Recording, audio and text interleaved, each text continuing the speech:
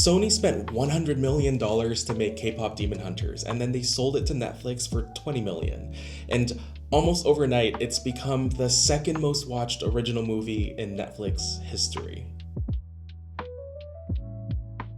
But this isn't just a hit, it's a cultural wave, and it's called the Korean wave. Think of all the Korean skincare that you've seen, or all the K-pop groups, the boy bands and the girl bands like BTS and Blackpink.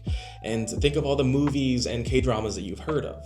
And the K-pop Demon Hunters soundtrack is already breaking records. Their song Golden reached the #1 spot on the Billboard Hot 100, and the soundtrack is charting globally and on Spotify as well.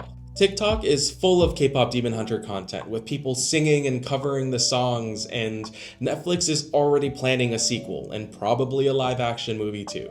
Within weeks, this content deal from Sony and Netflix became a franchise juggernaut. But now the big question is, if Sony released this movie in theaters, would it have been as big? The answer is probably not. On Netflix, there was zero barrier. You just had to click the play button. But for a movie in theaters, you have to pay $20 for the ticket and some snacks. You gotta have some popcorn. So when your friends told you that you had to watch this movie, or you heard the song Golden on socials, all you had to do was go on Netflix and see what it was about.